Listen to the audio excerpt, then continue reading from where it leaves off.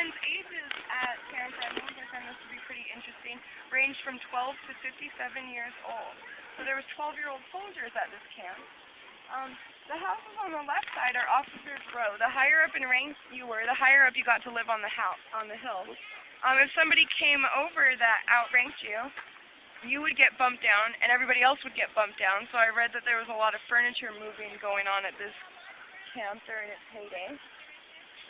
And then, right to the right of Officers' Quarters 10 is the bakehouse. The bakehouse was a very, very important building here on Camp Reynolds because the soldiers were paid 1/4 of their salary with bread. And they baked 10,000 loaves of bread a day here, and everybody at camp, unless you were an officer, had to learn how to bake bread, all the enlisted men, everybody. So after you baked bread for 10 days, then it would be somebody else's turn, and so on. So 100,000 loaves is how much everybody had to bake to learn the recipe. Part of the reason was in case the baker died. Well, then why wouldn't somebody just, read the recipe and, learn how to bake? The chance of you being literate and being in the military back then was slim to none.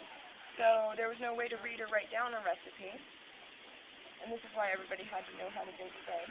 So let's go take a look in the bakehouse.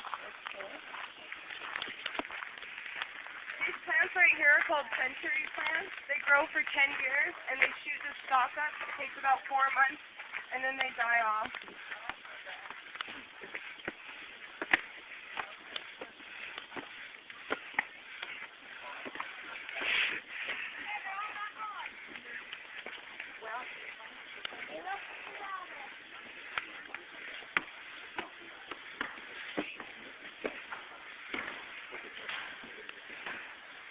Usually the bakehouse is locked up, but they have it open today, so everybody's so lucky. The Boy Scouts and the Course of Fifth-Graders come out and do the living history program here. You're supposed to come out and bake bread.